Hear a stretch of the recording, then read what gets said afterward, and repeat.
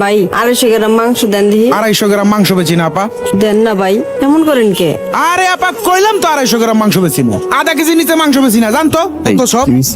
আরে ভাই আজকাল কি আধা কেজির নিচে মাংস বেচে?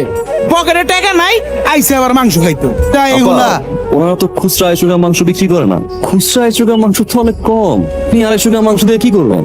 আসলে কি ভাই, বাবা আজকে পরীক্ষা কিন্তু ভালো দিতে হইব, অঙ্কে 100তে 100 পাইতে হইব। ঠিক আচ্ছা মা।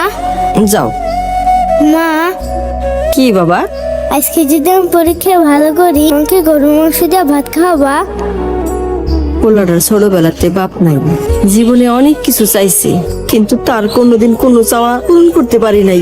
আইজো মনে পারলাম না ভাই। আপা, আপা, এই নেন, আমি 2 কেজি নিছি আর এই 2 কেজি আপনার জন্য। এতগুলো মাংস? আমার কাছে তো এত টাকা নাই ভাই, আপনারটা আপনি লইয়া যান।